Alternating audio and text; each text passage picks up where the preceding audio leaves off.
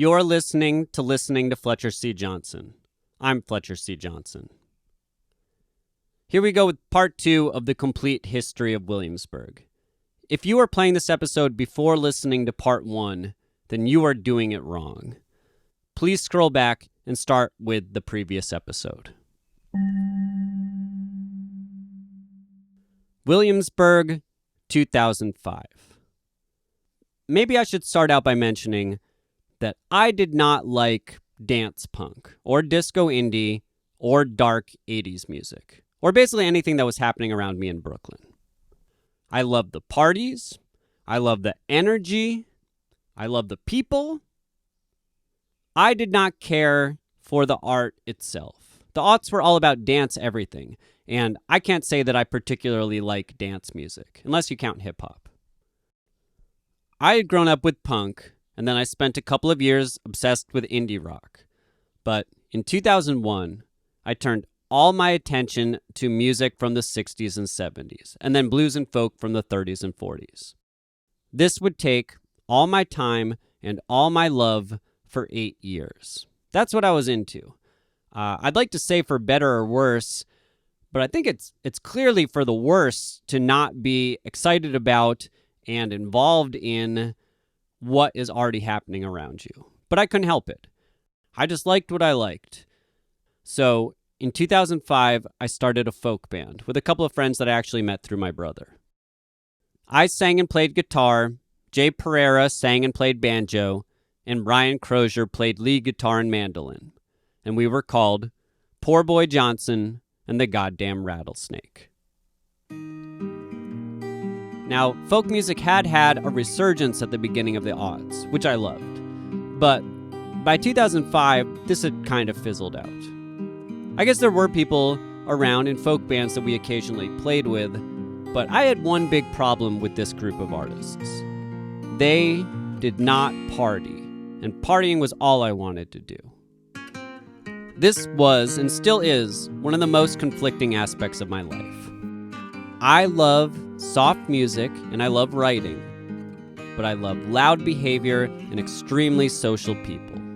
The art I'm into doesn't match the personalities I'm into. Still, me and the other guys in the band could throw a pretty energetic folk show, and we knew enough people around Brooklyn that Poor Boy Johnson and the Goddamn Rattlesnake managed to play 53 shows that first year, all in New York. We played more than one show a week. We played art openings and loft parties and Todd P shows and a Super Bowl halftime show at someone's apartment. And it was fun, and our friends knew us, and they came out.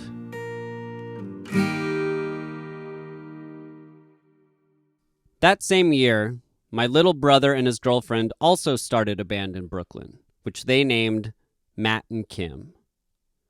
They were obviously very involved in the Todd P world. I mean, they had introduced me to it. They had already been fans and audience members of this scene for years. And they went on to be one of the most successful bands to ever come out of Williamsburg, which is so amazing that I basically can't see them play anymore without crying at some point during their performance. Because it's so strange and wonderful how this little DIY band became so loved. But anyway, this first year, both our bands were small and new, playing for our friends and sometimes playing together.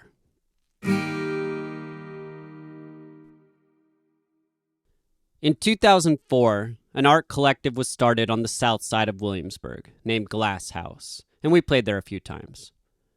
Again, dolls' heads everywhere, and circus people walking around doing aerial ribbon performances and shit. There were doodles on the walls. All the furniture had clearly been found in the trash and dragged in from the street and then painted weird colors. The walls were built as poorly as the ones in the loft I was living in. It was everything I love about an art space. By 2006, Glass House would move down to Kent Avenue and become a full-time venue named Glass Lands. But that's getting ahead of ourselves. So in 2005, some artists leased a collapsing factory on Kent Ave and brought it back to life with art studios, an art gallery, a surf shop, a venue, and of course, more practice spaces. But these new practice spaces were run by Todd P. The building was called Monster Island, and the venue was named Secret Project Robot. And I don't know exactly what Todd P's involvement was with the venue itself, but this place felt like Todd had a home base for the first time. Not that it stopped him from booking shows all over town as well. The venue was a cement basement. It was freezing in the winter. I have a vague memory of the most dangerous freestanding heater I've ever seen being just plopped down in the middle of the audience during a Kip Malone show. But what I will never forget were the Secret Project Robot bathrooms, which were built on like a 10-foot by 5-foot platform on the side of the room. This platform was probably raised 2 feet off the ground, and for all I know, the shit and piss just fell in buckets below this platform, but maybe there was some kind of plumbing, I don't know. What there definitely wasn't was walls. Someone had closed off each stall only using shower curtains, and during one show, Kim and I saw a girl lose her balance while sitting on the toilet and come toppling out of one of these curtains with her pants down and fall 2 feet onto the cold cement floor while she was still peeing. This absolutely makes it on my list of top 10 Williamsburg moments. If you know Kim's laugh, which sounds like a squeaky wheel, she was going off.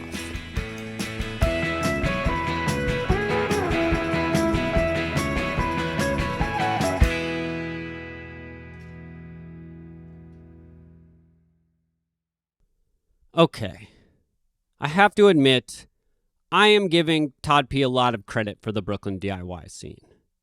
Of course, there were a ton of people in Williamsburg putting on shows. If we were to zoom in on just 2 blocks next to the Williamsburg Bridge, even in this tiny area, you find 3 lofts that regularly hosted bands. Dead Herring and Woodser on South 5th Street, and later Wild Kingdom on South 6th. All 3 of these spaces were primarily just people's homes. This is where they lived full time. But that didn't stop them from regularly moving all of their shit out of their living room to make space for bands to play, or other events to happen. And allowing 100 people to invade their medium-sized loft and party their dicks off. This kind of behavior was happening all over town. The Sock Hop at Dead Herring was one of the best dance parties I ever went to in my life.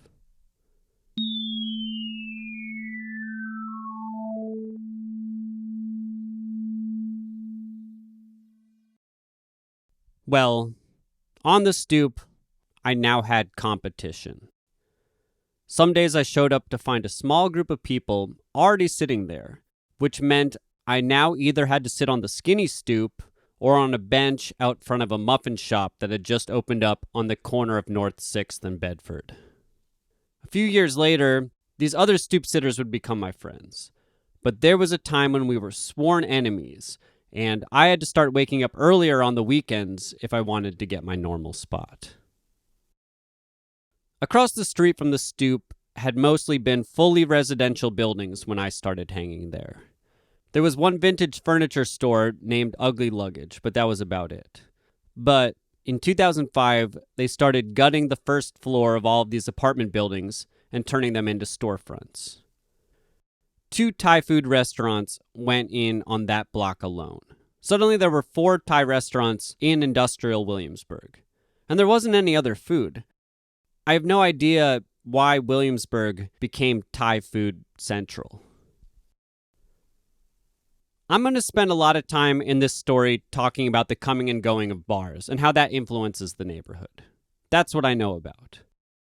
The same tale that I'm telling could definitely be told using the opening and closing of Williamsburg restaurants, but I don't really know anything about that. I was always too broke to eat at a restaurant, and I don't know shit about food anyway. My first 7 years in Williamsburg, I was vegetarian, and I basically lived on 4 things. Pasta that I cooked at home, $1 bean and cheese tacos from Loco Burrito, which is the worst burrito place in the world, but the only one in the neighborhood that had $1 tacos. I'd eat $1.25 hot and sour soup from the Chinese food restaurant across the street from Lauren Brown's apartment. And finally, I'd get cheese sandwiches from Super Deli Grocery, which is a bodega on the corner of Nassau and Manhattan Avenue.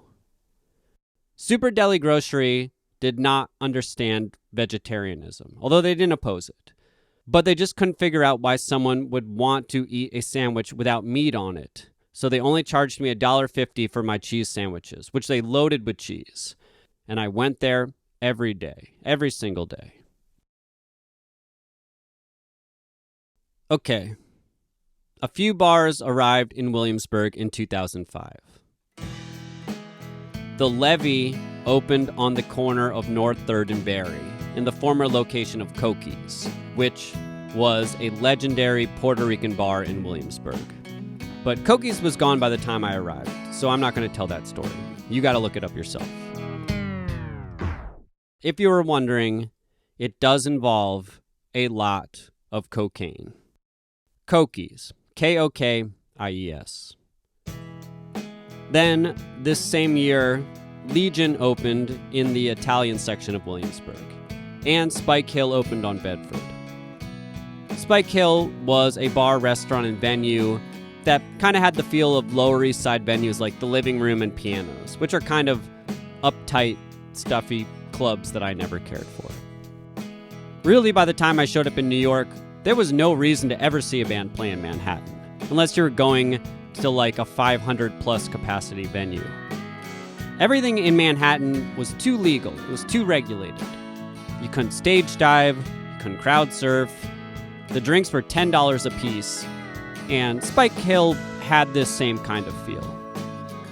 Actually, the Cake Shop opened on Ludlow in 2005 and brought a little live music culture back to the Lower East Side. But also, every time I saw a show at Cake Shop, I couldn't help but think, why the fuck isn't this show just happening in Brooklyn? Sorry, Cake Shop. Love you guys. Anyway, back to Williamsburg. By the end of 2005, Bushwick Country Club opened on the east side of Grand Street, which is basically the dividing line between the Italian section and the projects. And this bar began bridging the gap for me between Williamsburg and Bushwick. Now, I remember, although I'm going out 7 nights a week at this point, and I have this super sexy folk band, I'm not having a lot of luck with the ladies yet. One night, I convinced a girl from Union Pool to come to Bushwick Country Club with me. You know, it was a new bar, it was exotic, and this got us halfway closer to my place, to my loft in Bushwick. I was broke, and I'd already spent most of my money at Union Pool. But by the time we got to Bushwick Country Club, it was getting close to 4 a.m., last call, and I thought I had just enough money to make it. I get a couple of drinks, and soon enough all the lights come up. The bouncer approaches us, looks at me and says, "You gotta go." And just before I tell the girl how close I live, invite her over, the bouncer turns to her and says, "You can stay." And she stays. And I have to walk my ass back to Union Pool to get my fucking bicycle to ride home by myself. Fuck my stupid fucking life. In 2005, Savala's opened on Bedford, on the south side. This will market itself as a club and have fun parties with dancing and sex. But Savala's does not have the same indie club, Britpop, dark 80s, disco indie dynamic that I was talking about before. It was not a home for boys who were terrified of gym class. It was not a headquarters for girls who had never kissed anyone in their entire lives, but were called a slut for coming to school in a plaid miniskirt. When I look for the seed of this new club scene in Williamsburg, at least my generation's version of it, two places come to mind. On North 8th Street, there was an empty warehouse which hosted a number of shows and parties in 2004. It called itself Volume. It was not up to code. Basically it was just an untouched, uncleaned warehouse, and the space soon got shut down by the city. But the parties they threw were great, and Volume put on shows for local acts, as well as a few big bands who were basically excited about the idea of Williamsburg. By the end of 2004, this space was cleaned and built out to have multiple rooms existing on different levels of the warehouse, as well as a large yard. And it was renamed Supreme Trading. Nothing to do with the skateboard brand Supreme. This was the first space in Williamsburg that I remember pulling in the same DJs that hosted the Manhattan club nights that I was going to every day. Supreme Trading had art shows, bands, and club nights, and drew the full range of punks, artists, metalheads, skaters, and graffiti kids. I swear half the graffiti up in the neighborhood was being done by people I met who went to Pratt. It was all fucking art school students. Graffiti art was getting hot in the mainstream culture at this time. Maybe it still is, I don't know. But during these years, I was always going to some big art opening where the artist was wearing like a mask to hide their fucking identity or whatever. But I like graffiti, and that's how everyone I know ended up becoming a graphic designer. Anyway, about the same time that Supreme Trading arrived in Williamsburg, the owner of Swede Ups opened a second bar on Union, 4 blocks down the street from Union Pool. It was named Royal Oak. Royal Oak had a large room in the front with the bar and some booths, a large room in the back for dancing, and a little hidden room in the middle that was perfect for doing drugs. And for a time, this became the epicenter of the horny little indie club night in Williamsburg. Royal Oak was divisive. You either loved it or you hated it. People like my brother found the club vibe super uncomfortable. But for those of us who lived in Brooklyn but had been building this scene in Manhattan, it was fun to bring it back home. It was the same shit. People dancing to Joy Division. People going to the bathroom in 2s and 3s to do cocaine. People who had never been invited to a party, going too hard, overdoing it, and acting like a complete mess. It was fun. Plus, when the bars kicked you out at 4 a.m., it was now easy to move the party to someone's loft because you were already in the neighborhood. So now, on any given week, one of my nights was taken up by my folk band playing a show somewhere. 4 to 5 nights were spent going to clubs in Manhattan, and 1 to 2 nights were set aside for shows or clubs in Williamsburg. But those numbers were about to flip. Williamsburg was really ramping up. And to accelerate this, at the end of 2005, Stefan died. His parents told us he overdosed, and then later I learned that was a lie and that he had killed himself. But certainly, this would be the beginning of the end of my Manhattan nightlife.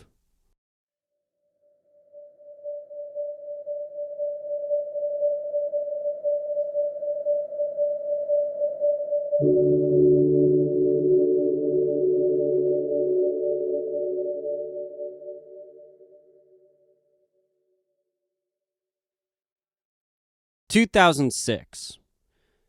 Okay, I can't do 2006 yet because I'm skipping over too much shit. Because you can't talk about Williamsburg without talking about Vice. In 2001, Vice magazine, they moved their headquarters from Canada to Williamsburg, with a short stop in Manhattan. This would be one of the first media companies to break ground in Williamsburg, setting up their office basically across the street from Beacon's Closet.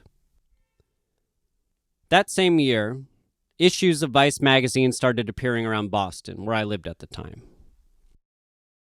If you've listened to any other episode of this podcast, you've probably noticed that I have a fondness for people behaving badly.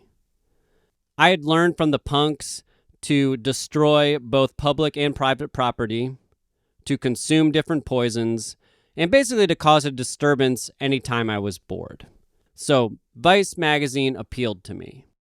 It seemed like the same kind of bored kids that I was hanging out with, coming up with the same kind of idiotic behavior to amuse themselves. By the time I moved to New York, Vice was regularly throwing events, but similar to everything else in 2003, most of these parties took place in Manhattan. But still, Vice Media was a rapidly expanding business in Williamsburg that was hiring people in their 20s. And that just didn't really exist here at that time. Everyone I knew still worked in Manhattan. So, along with the ever-changing staff of American Apparel, Vice served as a pipeline for me to meet new friends. It was new young people who had reason to walk by the stoop because they were on their way to work. As the years went on, my friends and my generation of young people would take over running most of the content in the magazine, and then later the videos and everything else that Vice does.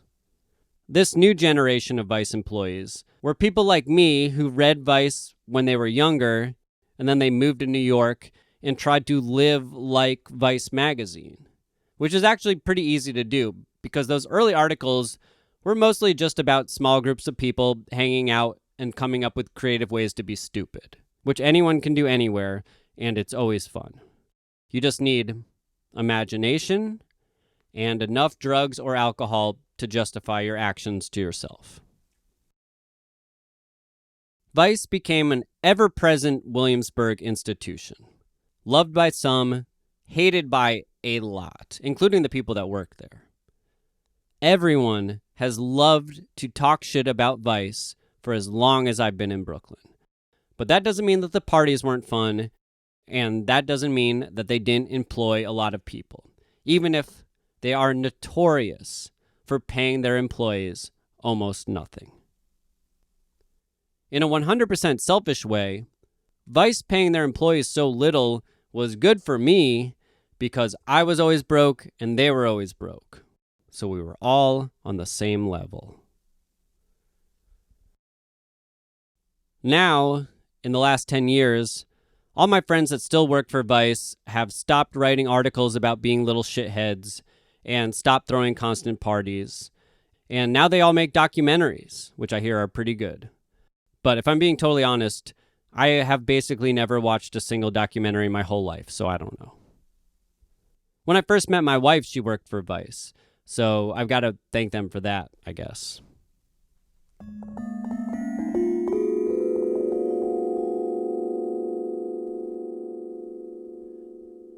Okay, let's jump back into 2006.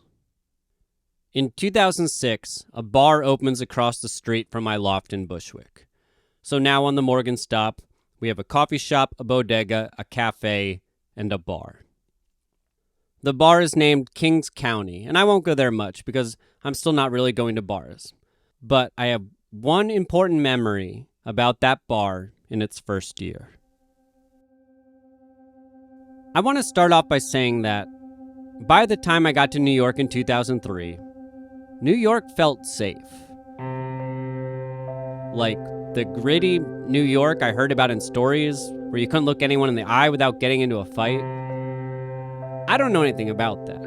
In fact, by the turn of the century, everywhere I went felt safe to me, coast to coast. In the same way that all the cheap housing disappeared before I got to every city, so did the crime, as best I could tell.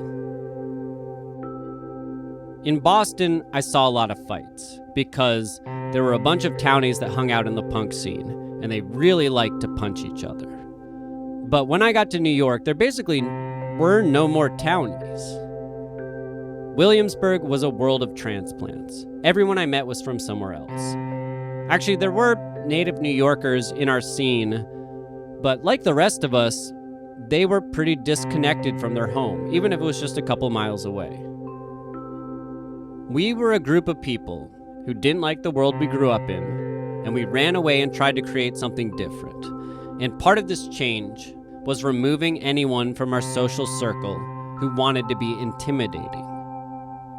In Williamsburg, if you wanted to use physical intimidation as part of your personality, we were going to cut you off. Which, living in Boston, I didn't even know this was an option. But also the city itself felt safe. Like, I could sit on the stoop in Williamsburg till 4 a.m. and no one paid any attention to me. Everywhere I went in Manhattan, from 106th Street down, it seemed totally safe. I could walk from Williamsburg to my loft in Bushwick, passing the projects, and no one ever fucked with me. Now, I'm from a very small town in Vermont, and honestly, I may just be too fucking naive to see the danger that is all around me. But I never heard about anyone getting fucked with, hardly ever for such a big city. Unless they were like buying drugs from someone who was really sketchy or something. But if you didn't go looking for trouble, New York was pretty cool. Of course, in my 19 years in Brooklyn, I got mugged a couple of times. But the muggings were pretty mellow. So one night in 2006, I got home to my loft building around 2 a.m. I was hammered. As I approached my building on my bicycle, I saw a number of police officers kicking a horde of people out the front door. And this was a pretty common sight. There were parties every weekend in the Sequel Street lofts, in someone's apartment or on our gigantic roof. And you could always just walk into these parties if you wanted to, if you had nothing else going on that night. But if the party got too big, too loud, someone might call the cops and they'd stop by and clear everyone out. One time, me and my roommates threw a fucking huge party on our roof, and some asshole walked around and cut the cables running to every satellite dish in the building. And everyone knew that it was our loft that threw the party, and we had to avoid angry neighbors everywhere in the hallway for the next 2 fucking months. But in any case, on this night, cops are ushering people out, and I decide that I am too wasted to deal with this. I lock my bicycle up and figure I'll take a stroll around the block, see if the cops are gone when I get back. I pass the bodega, past the closed coffee shop, turn a corner, and I'm in front of what is now the famous Roberta's Pizza, but at the time it was nothing. It was just another abandoned warehouse. Well, I'm walking down this empty block, mid-stride, when 2 men appear out of nowhere. They each grab one of my arms and lift me in the air, but I'm still moving. They are walking me down the block while holding me straight upright by both of my arms. Then a 3rd man arrives, pats down my pockets, and grabs my wallet. That fucking wallet, was still the first wallet I ever got, which was a Velcro Alien Workshop wallet that my parents bought me when I was a kid. I didn't have much in the wallet, just my driver's license, my debit card, and my social security card, because no one ever told me that that wasn't something you were supposed to carry around with you. Eventually, the guys put me down and walk away with my wallet, and I'm just going, come on, guys. Come on. You don't need the wallet. You can give me the wallet. You don't need the wallet. And eventually they take the cash out of the wallet, which is probably like $7, and then they throw the wallet behind them, and I run over and grab it. Still got my driver's license, still got my debit card, still got my social security. Now, I walk back to my building, but the police are still at the front door. And even though I just got mugged, I still didn't even think about interacting with them at all. So I go into Kings County Bar instead. Once inside, I tell them I have no money, I just got mugged, and everyone in the bar buys me beers and they buy me shots, and I get even more fucked up, which I definitely didn't need at this point. And basically, I come out ahead. I get way more than $7 worth of booze. So, you see, it was a mellow mugging.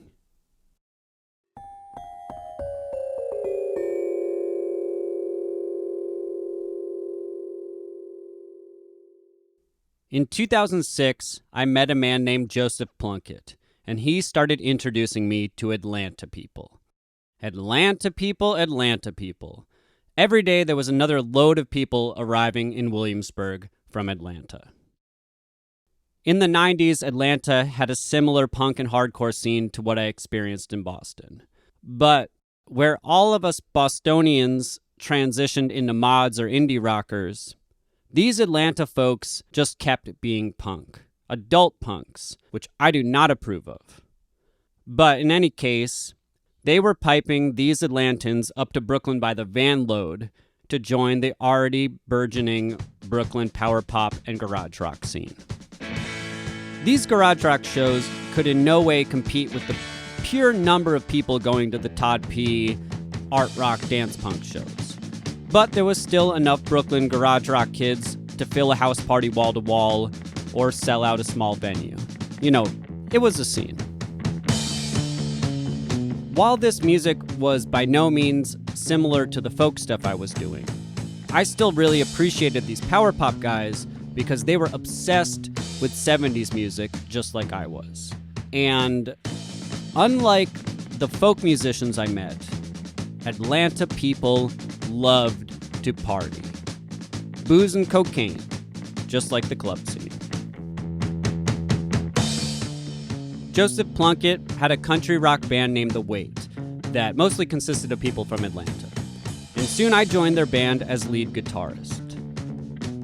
While The Weight was clearly not a power pop band, we still spent most of our time with this crowd of Atlanta people, and they would become many of my closest friends. And they started dragging me to Motor City and Mars Bar, which are some older rock dives in Manhattan. The Weight scheduled our band practice for Mondays because for well over a decade, every Monday was country night at Union Pool. They had a DJ that just played country music. So that became another night of the week when I consistently wasn't going to Manhattan. The Weight guys would tape notes to my stoop, to the rusty handrail of the stoop, to let me know if band practice was moved or canceled, because in 2006, I still didn't own a cell phone. I didn't own a cell phone or a computer. I didn't have any money. There is something about me that you may need to know to understand my financial situation. Since high school, I have never worked more than 3 days a week. Everything in my whole life is based on what I can do with the money that I make in 3 days of work, which is usually not that much. I think I got $8 an hour at American Apparel. I kept the quality of my life really shitty so I would have plenty of time to make art and be social. That's what was important to me. And that's what still is. This is still how I live to this day. But in 2006, I didn't have a cell phone because I didn't have any money. I didn't have any money because I hardly ever worked.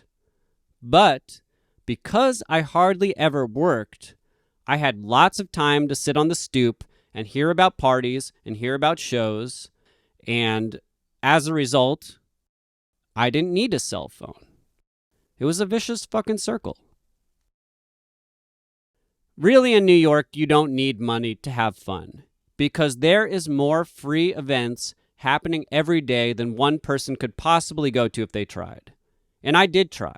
I tried to go to every one of them.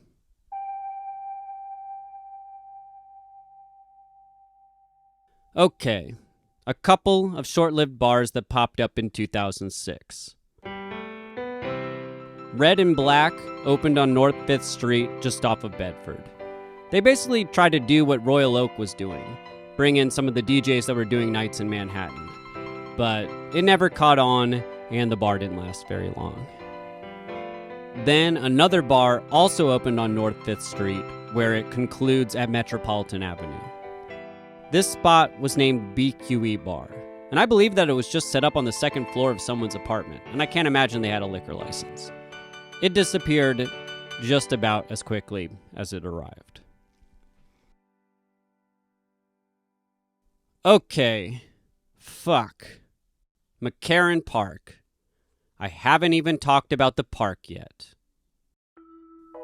At the top of industrial Williamsburg, there is a pretty substantial 36-acre park. It has a running track, a soccer field, handball courts, tennis courts, dog parks for both large and small animals, a playground, a bocce court, barbecue pits, an enormous swimming pool, a tiny skate park, 2 softball fields, and a baseball diamond that I've only ever seen used for kickball. Although not all these things existed at the beginning of the aughts. But since the day I moved to Brooklyn, people have regularly used all of these courts and fields and diamonds for sports. There are definitely sports people playing sports in Williamsburg. Softball leagues run consistently through the spring, summer, and fall. There's a kickball league, which is just as popular as softball, and also runs nearly year-round. Now, I don't play sports. I don't watch sports. I don't care about sports. But there is a strip of grass when you enter McCarran Park from the southwest corner. And on a nice summer day in the early/mid-2000s, artists and degenerates, people who seem like they probably hadn't seen the sun in years, they would lounge about on this strip of grass in the shade of a few trees and drink beer all day and people watch and be watched by other people.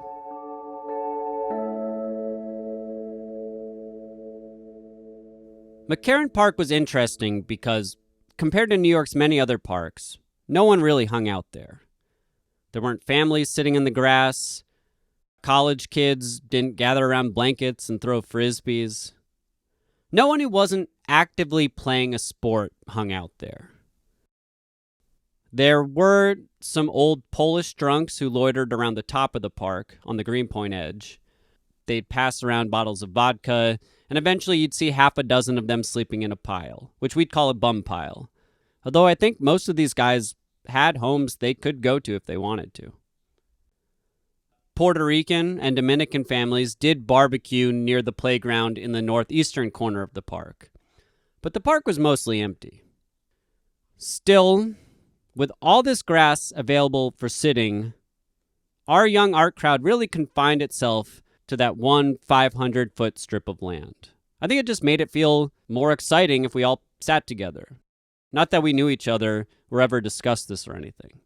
It just happened.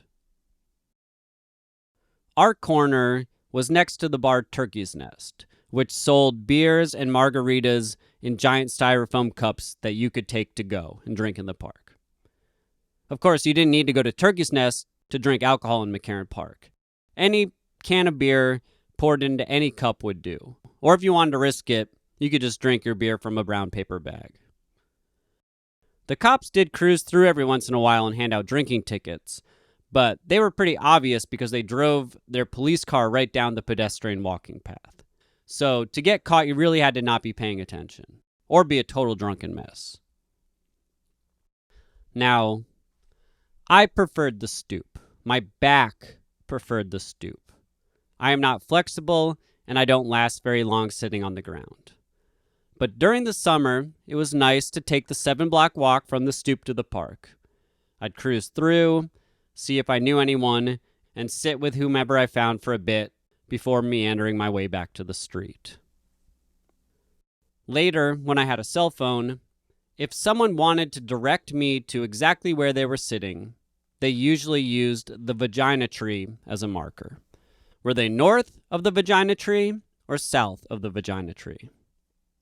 The vagina tree sat in the center of our 500-foot strip, and it was a tree with a large laceration on its side that looked like, you guessed it, a spread vagina. It was a funny landmark resting comfortably in a park that seemed to belong to our small art community. But in 2006, there was about to be a lot more people coming to McCarran Park every weekend. McCarran Pool was an enormous 55,000 square foot rectangular swimming pool that was constructed in McCarran Park in 1935. It was one of 11 similar pools that opened in New York City that year. The pool, along with most of New York City, fell on hard times in the 70s, and McCarran Pool was closed in 1983 due to gang activity, and basically because the Italians of North Williamsburg didn't want the Puerto Ricans of South Williamsburg coming up to their side of the neighborhood, which is where the pool is located. The pool remained closed through the 90s and the aughts. It had a large brick building blocking you from entering the pool from the south side, and then chain link fence surrounding the rest of this cracked, spray painted, overgrown, empty, gigantic rectangular hole. The McCarran Park playground butted up against one side of the pool, which now was fenced off. But right where the playground and the pool meet, the city constructed this giant cement turtle, maybe 20 feet by 20 feet, for kids to play on. And for me and my friends, this turtle was a great place to go at night and smoke weed and drink beer and basically sit on a giant fucking turtle and look at the stars or whatever. But from the turtle's back, you could easily hop over the fence and wander around in the empty pool, which had a very post-apocalyptic feel to it. I mean, it truly was a ruin from another time. Then, in 2005, an avant-garde dance company asked to put on a performance in the decaying McCarran Pool. And this put the idea in the heads of a small production company to begin doing concerts there. So, for the summers of 2006 through 2008, there were free concerts in McCarran Pool every Saturday afternoon. And this brought out thousands of people every week. Thousands of people walking down Bedford, stopping in these new bars and restaurants. Thousands of people passing the stoop. Thousands of people sitting in the park before and after the performances. Now, if you love people watching, which you know I do, this was an explosion. The concerts themselves sounded like shit. I mean, they were in a gigantic cement box. But they got really big bands to play, from Sonic Youth to MGMT to the Beastie Boys, the No Sleep Till Brooklyn Beastie Boys, who in 2007 played their first ever Brooklyn show in that pool. The audience stood in the pool's deep end, and the bands played up on the edge of the pool deck. There was no shade anywhere, so fucking sunny, and New York is quite hot in the summer. For some reason, the production company built a dodgeball course in the pool. I mean, there was tons and tons of room. It didn't matter how many people came out. The pool is enormous. They also installed some slip and slides, which I don't approve of these games. But it was fun to watch drunk people fall on their ass while trying to navigate the wet, cracked cement floor of the decaying McCarran Pool. Still, in spite of these flaws, the shows were really fun, and I basically went to every one of them. I'd wander back and forth between the heat of McCarran Pool and the shade of our little strip of the park, which was now overrun with music lovers. Around this time, I started doing my birthday in McCarran Park every year. My birthday's right in the middle of the summer. So, on the day, I would head straight to the park when I woke up and stay there until I was too fucked up to be there anymore. That way, even without a phone, my friends knew where to find me, and they could stop by at any time with whatever drugs or alcohol they had. One year, my brother brought a mini keg to McCarran Park for my birthday, which we eventually carried over to Royal Oak, actually. I guess by that point, I was going to Royal Oak enough that they didn't care if I brought my own keg into the bar. I basically ended up pouring it everywhere and making a really big fucking mess. And then when it was empty, we threw it out the door and rolled it down the street.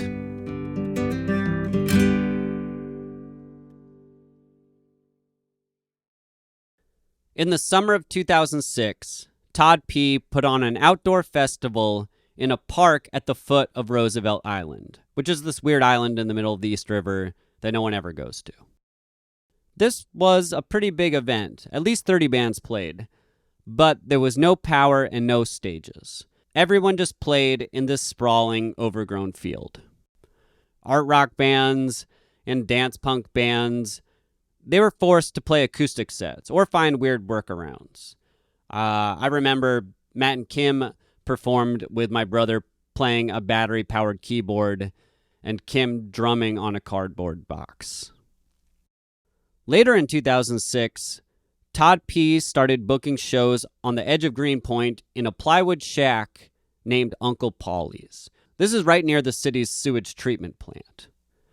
The sewage plant rises from the ground in Greenpoint in these gigantic silver cones and looks like an enormous pair of iron tits. Todd had me on one of these shows, and when it started raining that night, I thought the whole plywood building was going to collapse. Water was coming in from everywhere. Later, at the end of the night, as we dried off our equipment, a crew came in with tarps to cover up the shack's poorly constructed windows. Then some more people arrived with this thick metal pole rising from like a strangely small stage. In New York City, the strip clubs require the women to wear thongs if alcohol is being served. The strip clubs are topless only. But the following evening, this same plywood shack was hosting an illegal, fully nude event for the truckers that park their vehicles in this otherwise desolate part of Greenpoint. So we got a taste of what else was going on in this weird space that Todd P. had found.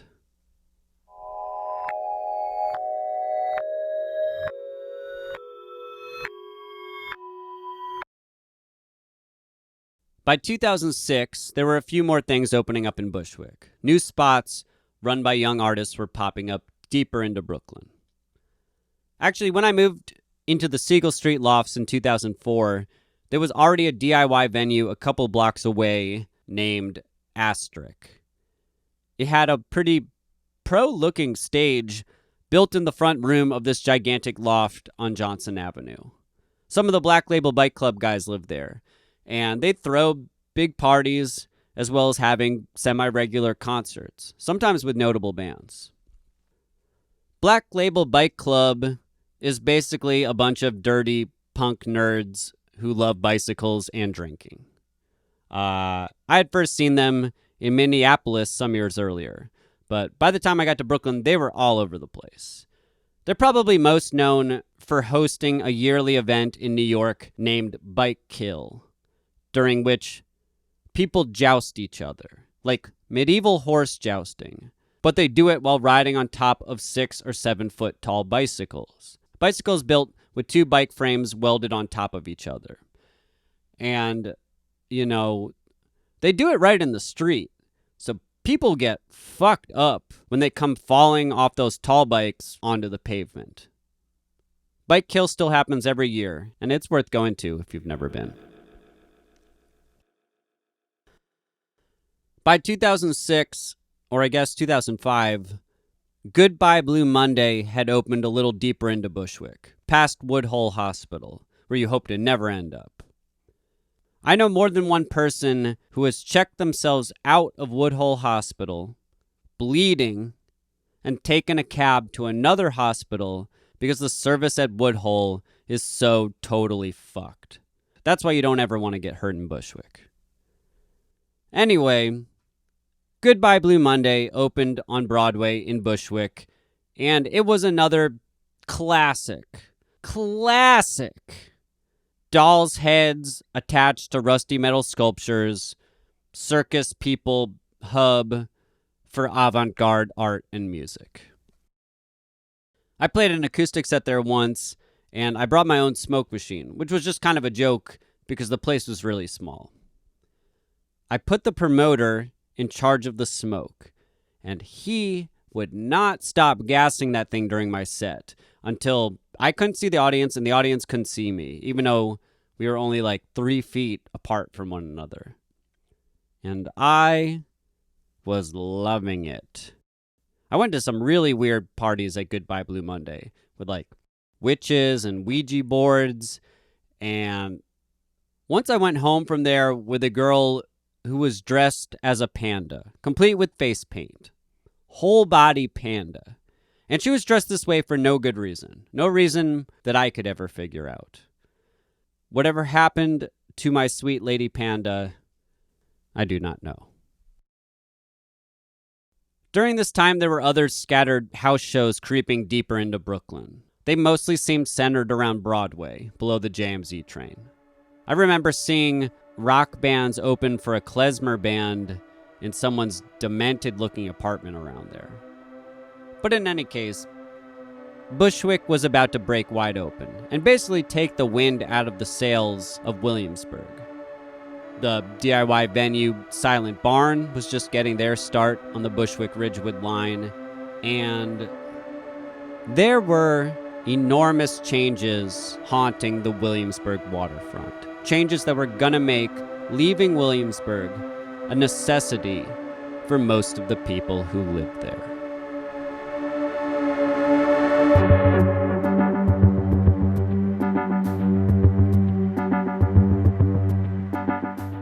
Now, two big things happened for me in 2007.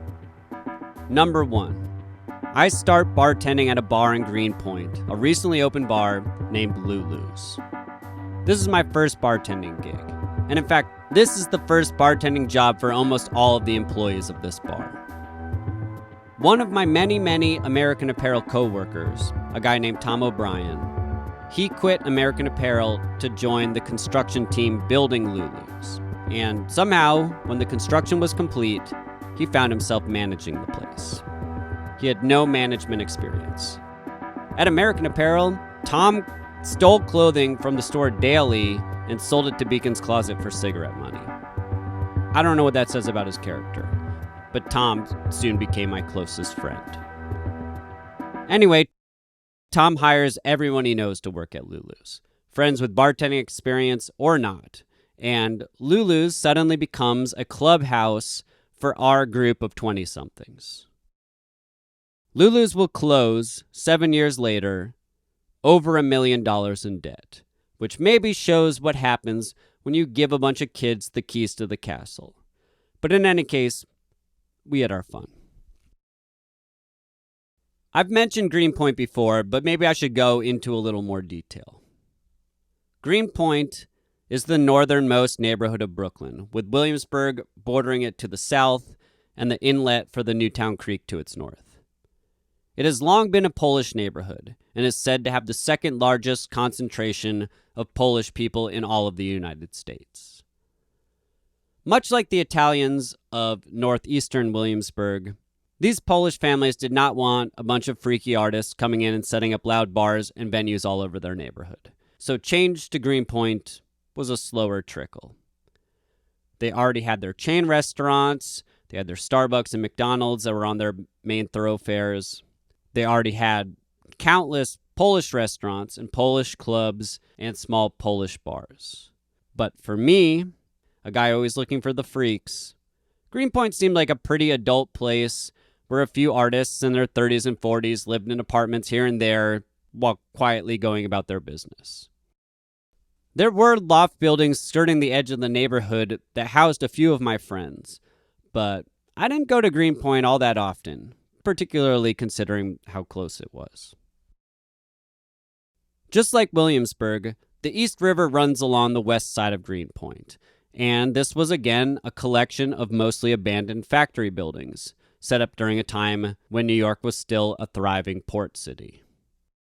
In Greenpoint, there were a few of these abandoned factories that you could break into and run around in. Strangely, one of these factories had a room with like tens of thousands of items of discarded clothing stacked in this enormous, filthy pile. I have no idea how the clothing got there. Then, almost next door to the clothing pile factory was another factory containing the Autumn Bowl. The Autumn Bowl was a decent-sized skateboard ramp. Someone else would have to tell you the story of how the Autumn Bowl came to exist, because I have no idea. I don't know how skaters could afford the rent on this huge factory building, and I can't imagine that the building was up to code in any way. But they threw shows and parties there from time to time, and I always knew someone who was passing around a key to let people in to skate the bowl. Although I, myself, had quit skateboarding by that point in my life.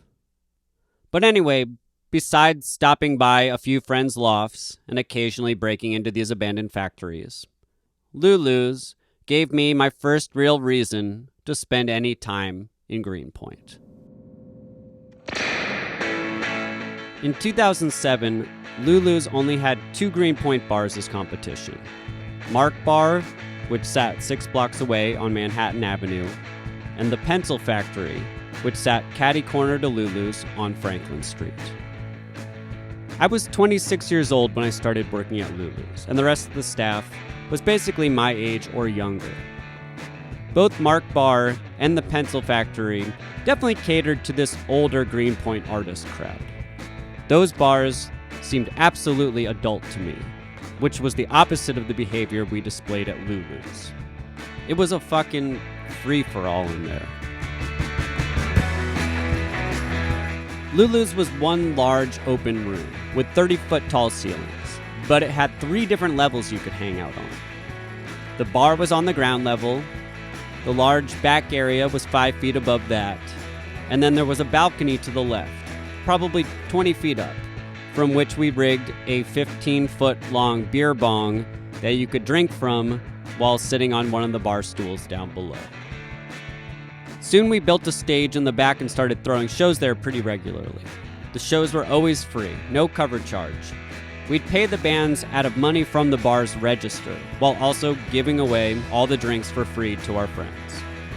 This free show, free beer system really appealed to the punks, so we ended up having a lot of punk shows. Now, in New York, there's like a dozen different punk scenes all circling each other. New York is big enough that some of these punk circles don't even overlap. Like, the punks playing at Lulu's had no association with the Atlanta power pop adult punks.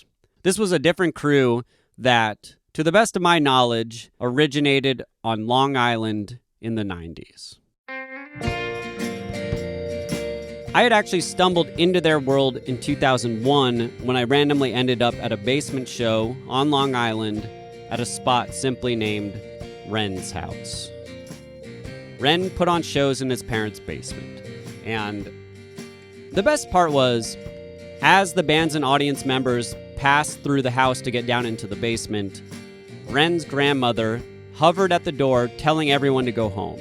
She's yelling, "Get out of here, you're not allowed in my house," while Ren stood by her side, ushering everyone through and asking them to please ignore his grandmother. I had known some of these Long Island punks when I lived in Boston, and I actually lived with a few of them in the Siegel Street lofts. And I met them all over the country. I mean, there was an exchange between Brooklyn and Gainesville and Bloomington and Portland and Minneapolis and Oakland, and the punks moved all around. It was a nationwide community. I associate this group with Long Island, but really it was bigger than that. But in any case, I was happy to get to know these particular punks better as they drank free beer and played free shows at Lulu's. There were, and I'm sure there still are, many, many, many punk houses in Brooklyn. From the Chicken Hut in Williamsburg to the Tompkins House and the Bent House in Bed-Stuy. Tompkins did 2 floors of punk shows for years and years, allowing countless bands to destroy their living room and sleep on their couch.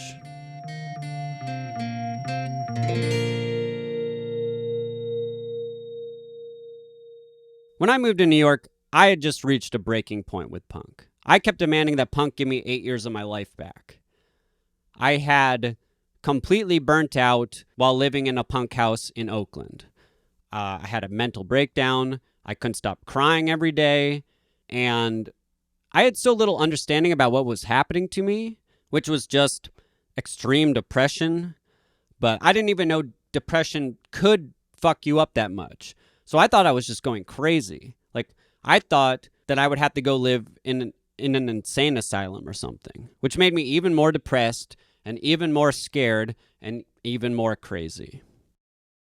Anyway, I'm not going into that story right now, but this is just to say that the punks were around in Brooklyn. I knew peripherally what they were up to, but you'd have to talk to someone else to get the whole story. Anyway, I'm going off the rails here. Okay, let's go back. We haven't even talked about my second big change of 2007. Spoiler alert. Industrial Williamsburg is about to get leveled. All the factory buildings and warehouses will get demolished and turned into condos. We'll get to that soon. But Bedford Avenue, Bedford and a few blocks of brownstones that are scattered throughout industrial Williamsburg, they will remain largely the same. Like I mentioned before, the first floor apartments on Bedford were renovated and turned into storefronts. And then over time, most of these stores will morph from independently owned businesses to chain stores. But the buildings themselves will remain. If you walk down Bedford today and look at the buildings on either side of the street from the second story up, they basically look the same as they did 50 or even 100 years ago. The Salvation Army on the corner of North 7th will be torn down in 2014 and turned into a large bank. Later, one entire block between North 3rd and North 4th will be leveled and resurrected as a Whole Foods. But besides these two outliers, the buildings on Bedford, the buildings themselves, have not changed. That is, every building except for 201 Bedford, also known as my stoop. One morning in 2007, I show up to find a construction crew walking the guts of the building out the front door, down the stoop, and tossing them into a huge dumpster on the street. And no one told me. Granted, the Hasidic real estate agents and I never spoke on any other occasion, but they did see me there literally every day, and they couldn't even say goodbye. I told you at the beginning of this story that I spent 10 years sitting on the stoop. What I didn't mention was that for the first 4 years, the stoop was at 201 Bedford, and for the next 6 years, the stoop moved to 151 Bedford between North 8th and North 9th Street. And there were some advantages to this move. In 2003, I had assessed that the majority of foot traffic leaving the Bedford subway stop was traveling south, past the first stoop. But with the new popularity of McCarran Park, this flow of traffic was turning north. Also, the new stoop was easily 10 times the size of the original. It had plenty of room for passing friends to stop and sit and hang with me for a while. Not to mention, the new stoop had a street lamp just at its base, which allowed for better people watching after the sun went down. The resident of 151 Bedford was an elderly woman. She had the 4-story brownstone all to herself. She never had a single visitor that I ever saw, although every day she left her home, walked to the corner store, and returned with a black plastic bag full of something to cook. As she entered or exited her building, I'd always walk down to the sidewalk to give her room to pass. And every time I did this, she'd say, "Don't get up. I have plenty of room." But I always got up, and she always told me not to. She never complained about me and my friends sitting on her stairs, never asked us to leave, and as a favor, I always tried to keep the stoop tidy, free of leaves, free of trash, and this was our relationship.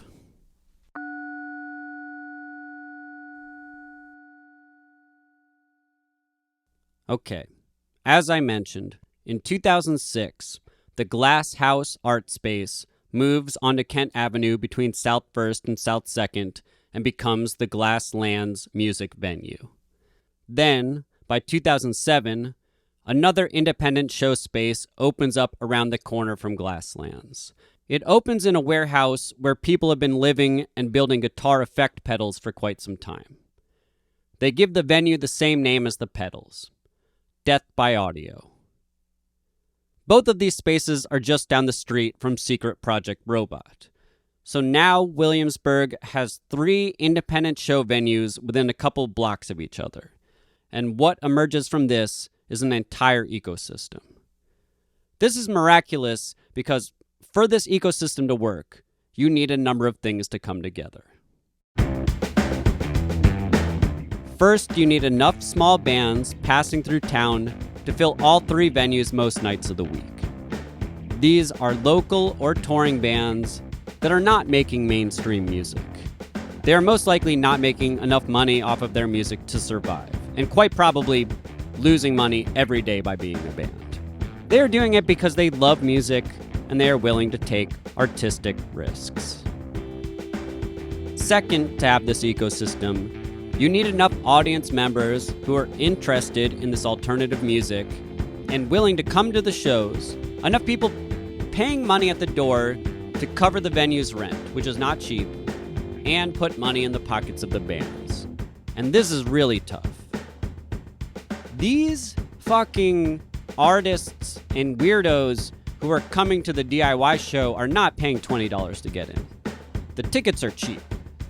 You try to charge $7 at the door of the DIY show, and everyone is freaking out. They're trying to give you like fucking $4.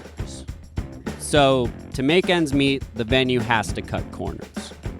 They work with a small staff who are probably simultaneously doing sound, doing the door, bartending, and being the janitor.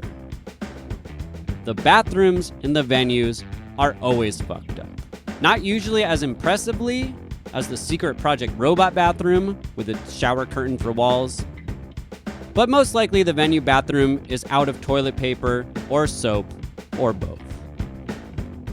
There are always holes punched through the bathroom walls for no good reason, and these holes are filled in with like wads of paper towels. Everything on stage is broken. The mic stands are duct taped together. The bar only sells the cheapest beer because that's the only thing anyone buys anyway, and the beer is probably cooled using ice that has been purchased at the closest corner store. Liquor licenses in New York are really expensive and basically impossible to get. So most venues at least start with some kind of like Prohibition-era illegal setup until they inevitably get busted by the state liquor authority, and then they try to figure out where to go from there.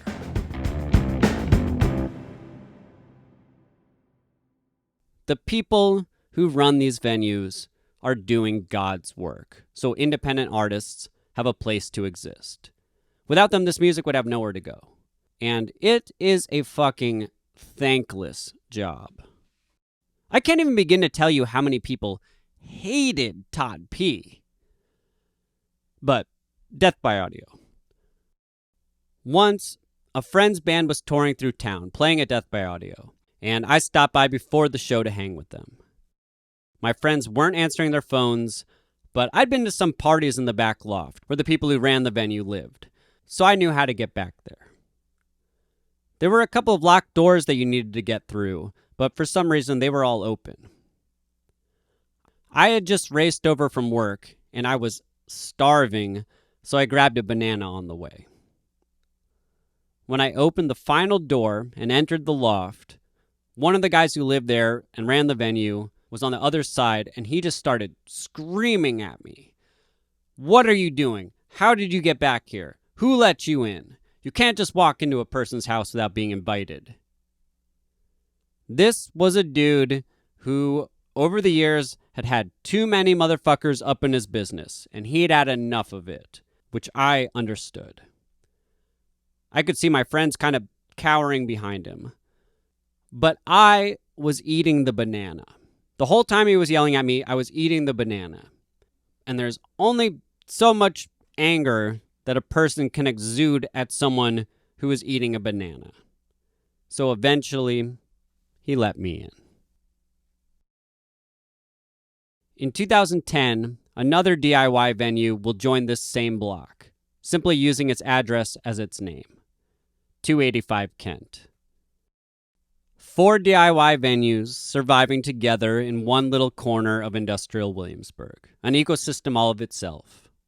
Although, by 2014, they will all be gone.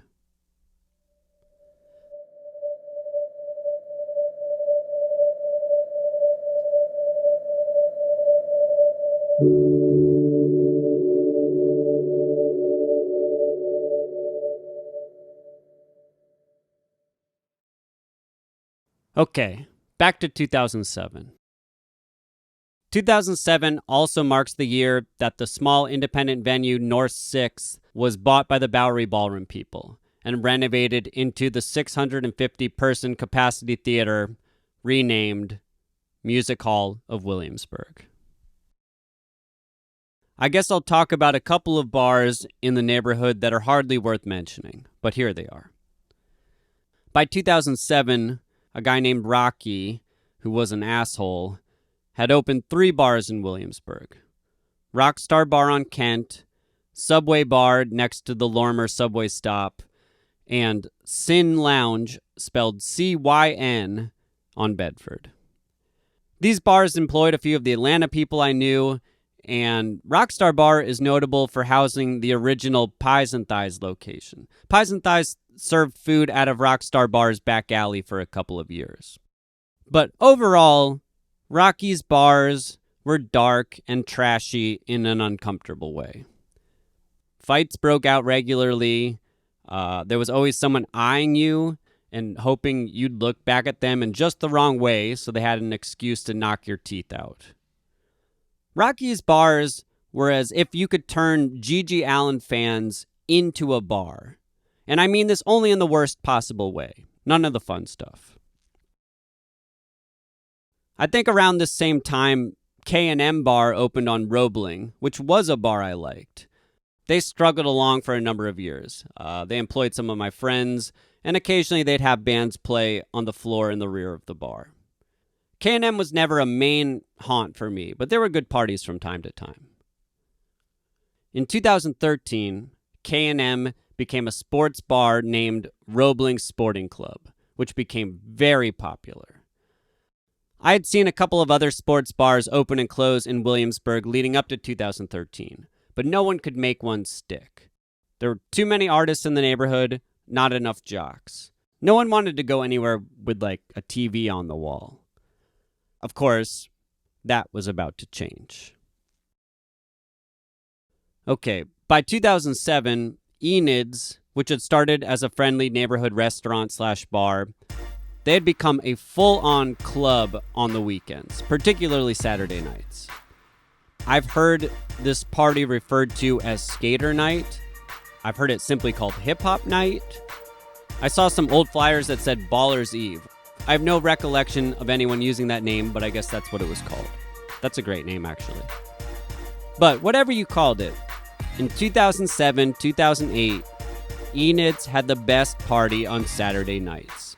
There was no way I was going to go to Manhattan on Saturday anymore and miss what was happening right here at Enid's, which was simply a large room packed with people dancing and drinking.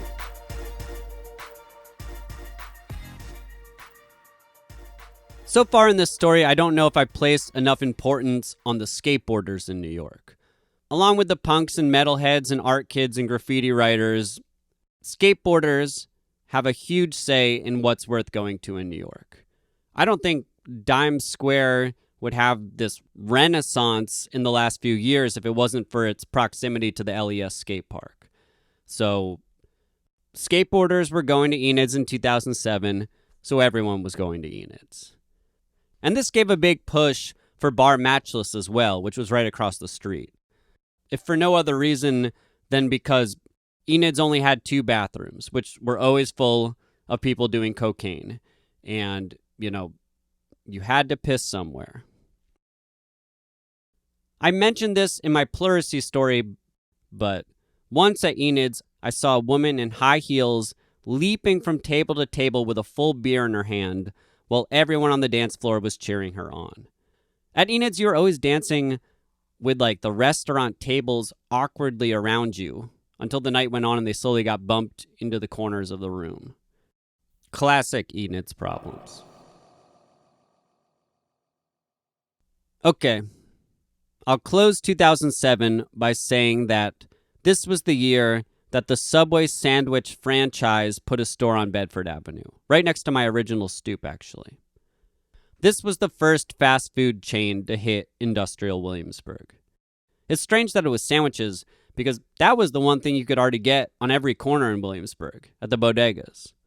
At this time, I was still religiously eating my $1.50 cheese sandwiches from Super Deli over on Nassau. In what I find to be a beautiful twist, this Subway sandwich location would go out of business within a couple of years. The condos hadn't been constructed yet, and the locals weren't giving them enough business, which is great. I guess Subway was just a little too early for what was about to come.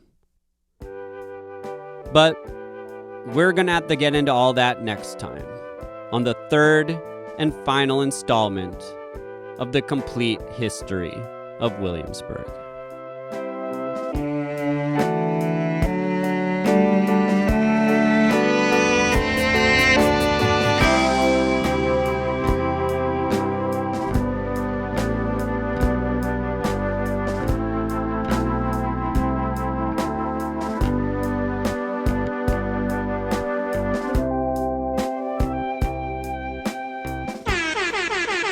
Shout out to Artland. Shout out to Soundfix. Shout out to myopenbar.com. I don't know how you talk about this period of New York without bringing up My Open Bar and what an important role it played in our nightlife. But anyway, I forgot to write about it, so it only gets a shout out. Shout out to the street preacher.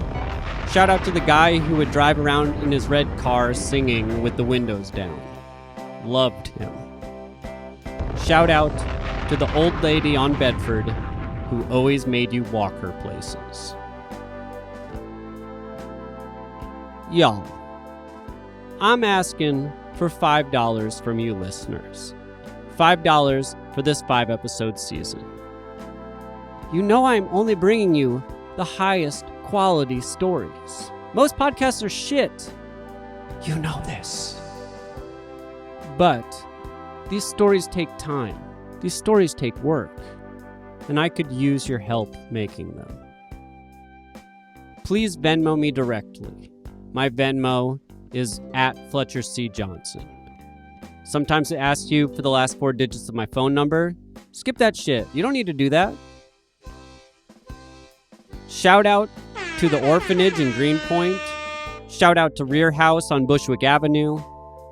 Shout out to Crouton's House of God. If you don't have $5 to give, that's okay. You can give $2. You can give $4. Anything you chip in is going to allow me to keep writing these stories. But if you give $20 or more, I will send you something in the mail. I will mail you one short story. One little Fletcher C. Johnson book for you to keep. My Venmo is at Fletcher C. Johnson. My PayPal is fletchercjohnson@gmail.com. If you give $20 or more, please include your email address in a private message with the payment so I can figure out the best way to mail you this short story. Shout out to Odeth. Shout out to the Brooklyn Garage Rock Kings and Queens. The Electric Shadows, Stalkers, Ex-Humans, the Baby Shakes.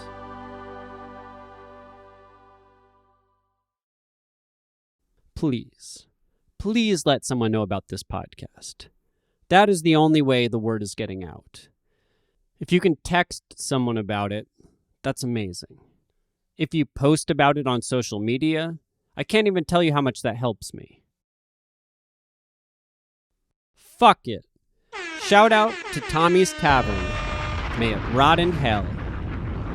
Shout out to Clovis Bookstore. Shout out to New York's greatest songwriter, Jamie Ewing. You've been listening to Fletcher C. Johnson. I'm Fletcher C. Johnson. Thanks for listening.